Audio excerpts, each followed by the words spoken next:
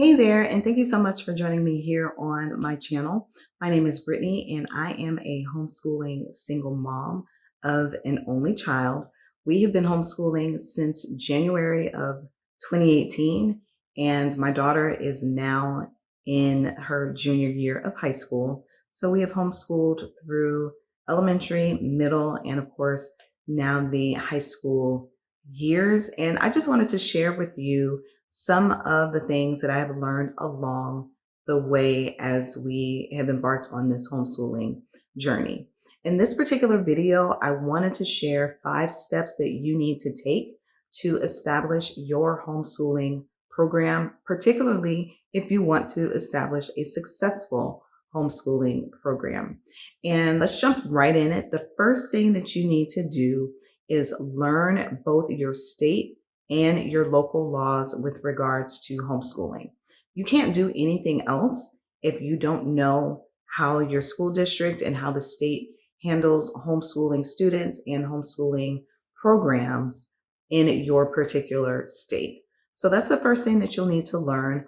My recommendation would be to go to the website of your local school district, type in or search for homeschooling or home education, and see what comes up.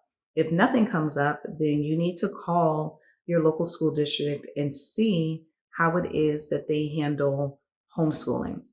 And then the second thing that I would do is head on over to your individual state's Department of Education website and do the same thing. Search for homeschooling, home education, see what comes up. And that is where you are going to find information as to what it is that you need to do to establish, maintain, and terminate a homeschooling program. What you do not want to do is just go to Google or some kind of search engine, type in how to register as a homeschooling student, and just see what comes up. Because every single state is different in how they handle homeschooling families and homeschooling programs, you want to know the most current and up to date laws and policies for your particular state. I have lived in 3 different states while I've been homeschooling my daughter. We've lived in Florida, which is where we started homeschooling and where we are currently. We've also lived in North Carolina and we have lived in Minnesota. And I can tell you, all 3 states handle homeschooling very differently. So please don't make the mistake of just taking the advice of people on the internet when it comes to your individual state.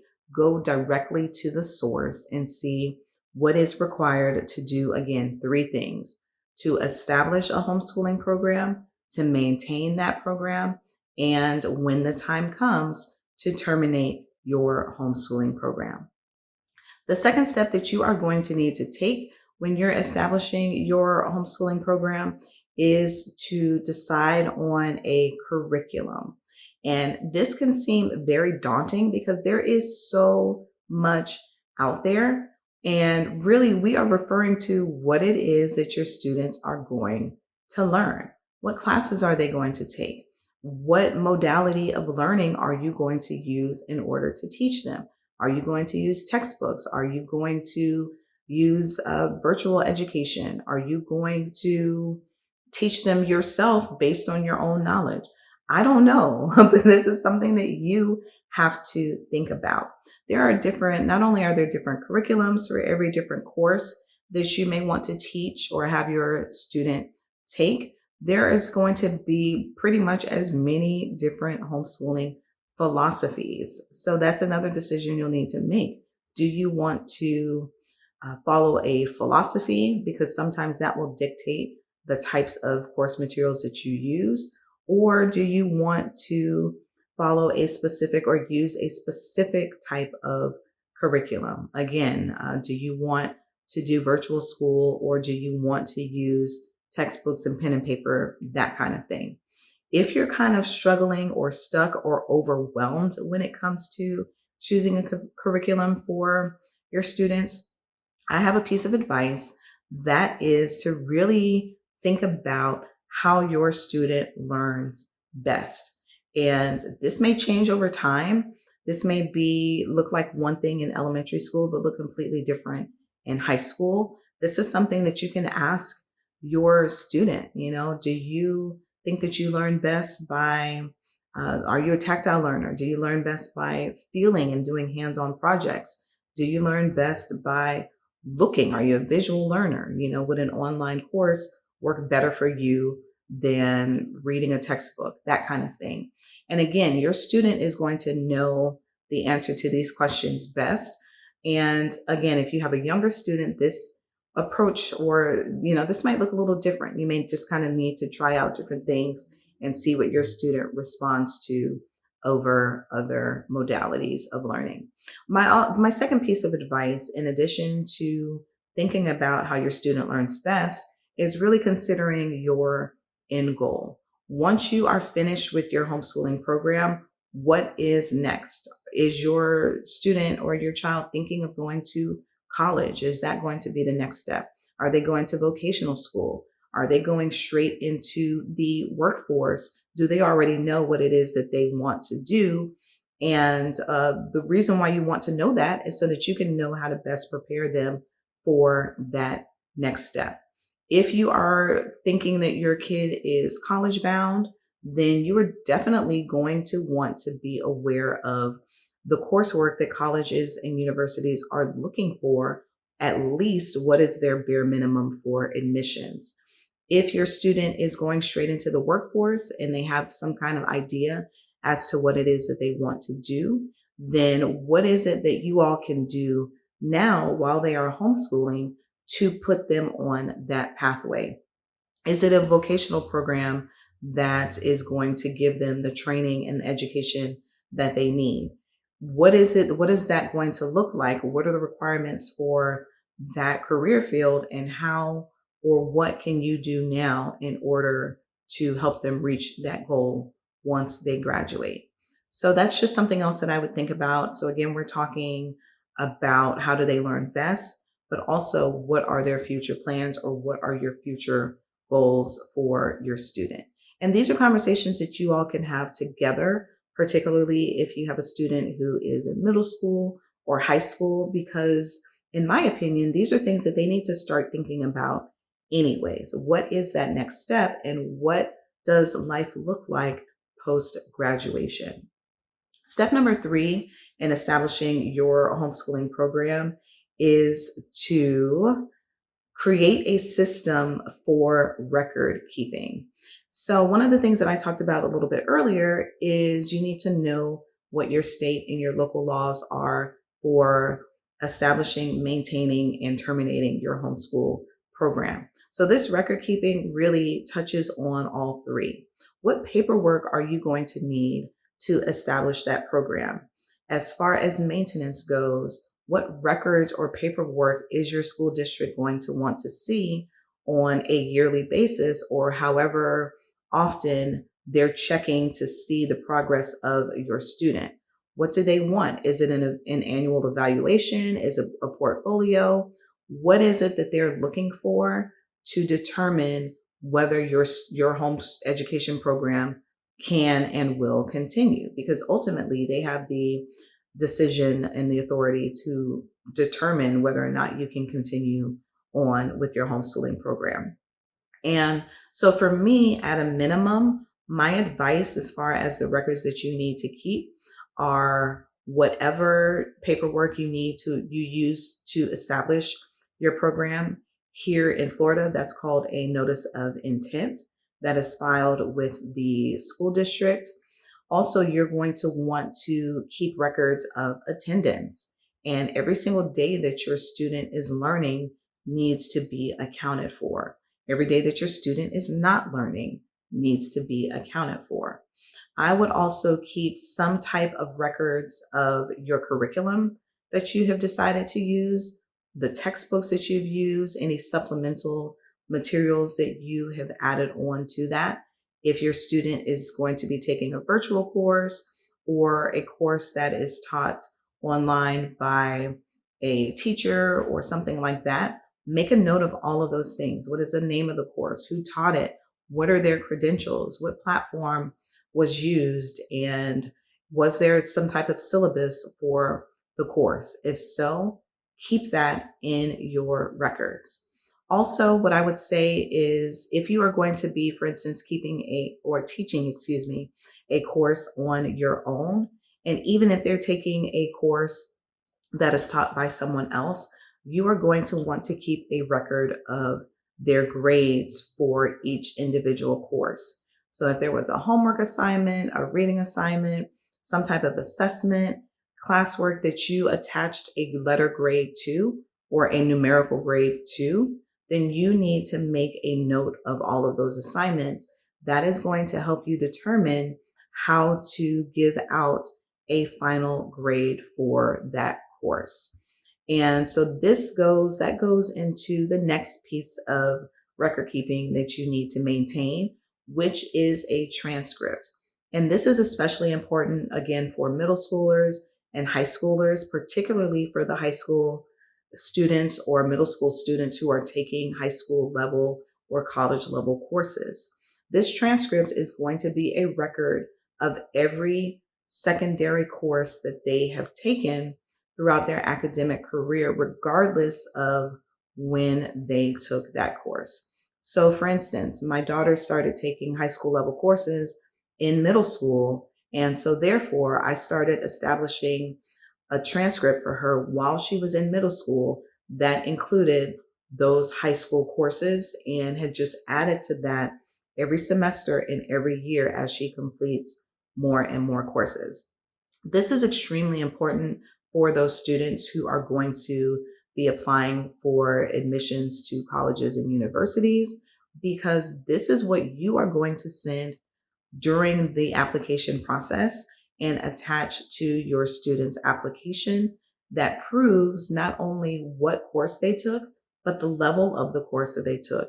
Was it a general course? Was it honors, AP? Was it a dual enrollment course that they took at a local college or university? And then what grade did they earn in that course, which will allow you then to calculate GPA or grade point average. So this is extremely important, again, for those students who are planning to go off to college or to a university. And one of the things, I just on a side note, one of the things that I want you to be aware of if you're thinking of establishing a program, homeschooling program, is these are typically the things that a school district would maintain. Typically, if your kid has been enrolled in a traditional school, they're the ones who are taking attendance. They're the ones who are creating lesson plans. They are the ones who are sending out progress reports and report cards. And when it's time for your kid to graduate, they're the ones who have been keeping a transcript or a record of courses for your child to then send off to colleges. However, because we're homeschooling, all of this falls on us as the teacher and administrator of record.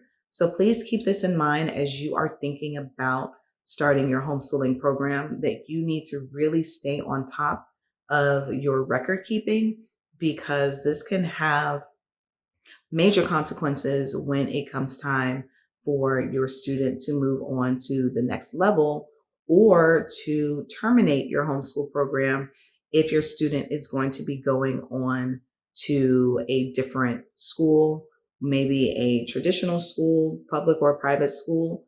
That school is going to want to see those records and to see what courses your student has taken up to that point. So please do not drop the ball on record keeping. There are many different ways that you can keep records. A lot of companies and vendors, other homeschoolers have already created record keeping systems that they will allow you to use either for free or for a fee. I have not created any of my record keeping templates on my own. I have always gotten them from another homeschooling family who offers them for a fee. And I would recommend that if you are not comfortable creating your own templates and records, that you do the same thing that I've done and get them from someone else who has used them time and time again.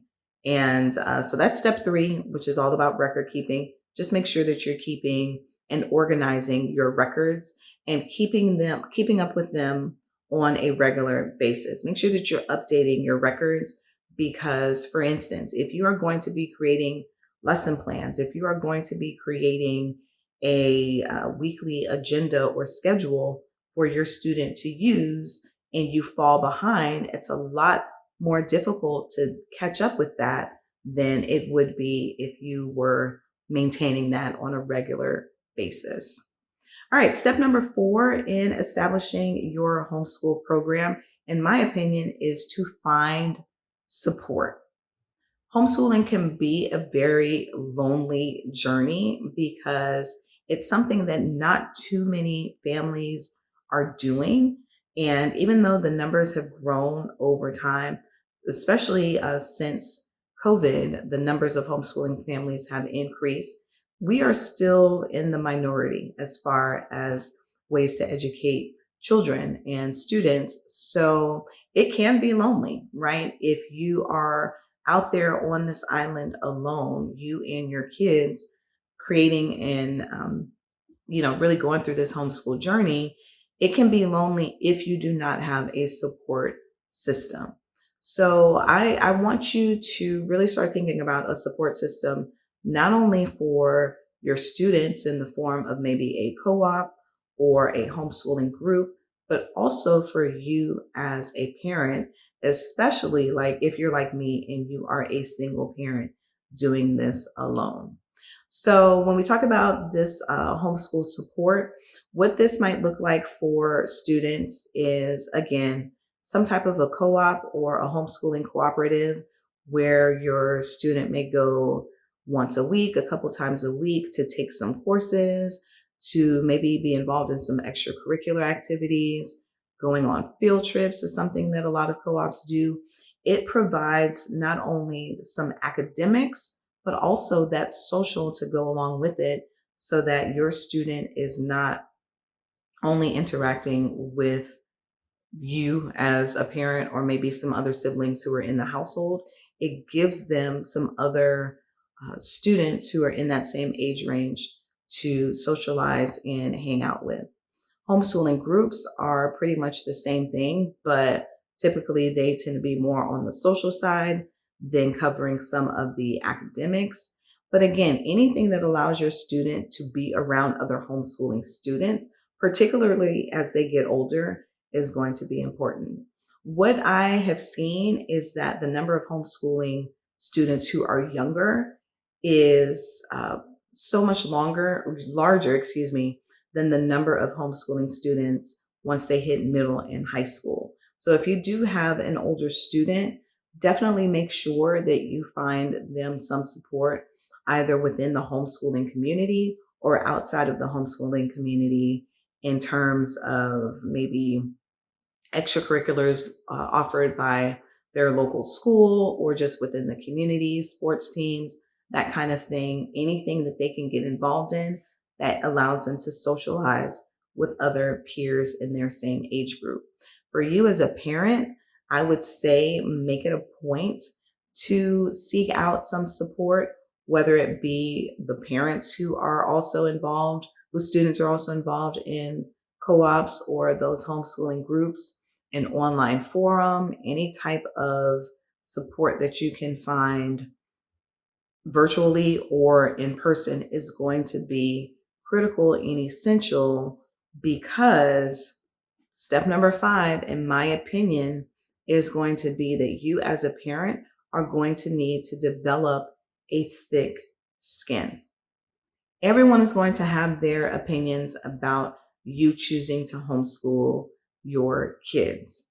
You're not going to necessarily ask for those opinions, but they're going to be offered up anyways. And because of this, I think it's important for you to really develop a thick skin because the majority of the opinions that people are going to have as you are starting out are probably going to be negative because they just don't understand what homeschooling is. They don't understand the value that it can bring to the educational experience for kids.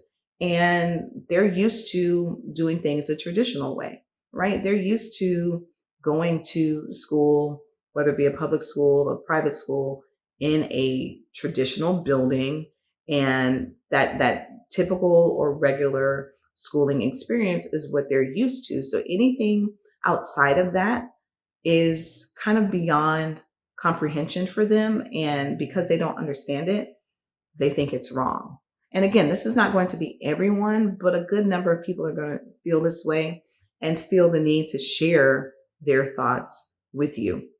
And if you have a thick skin, if you are able to really remember why it is that you are choosing to homeschool your students, that is going to be what allows you to go through this process and go on this homeschooling journey without feeling the need to have that validation from outsiders. Because at the end of the day, they're not the ones who are raising your kids. You are the one who is raising your kids, and you can homeschool them if you so choose.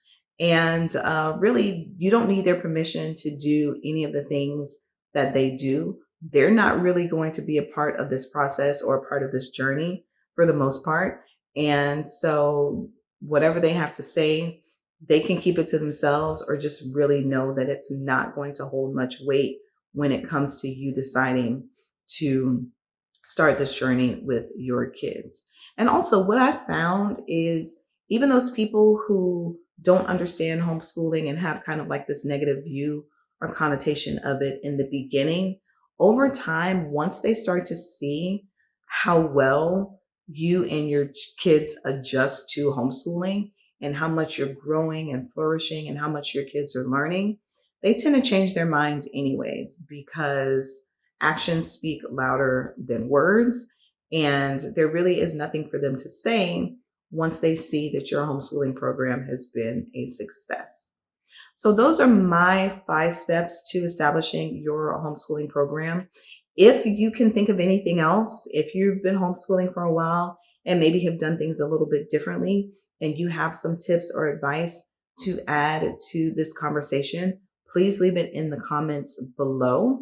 And if not, I will see you in the next video. Happy homeschooling.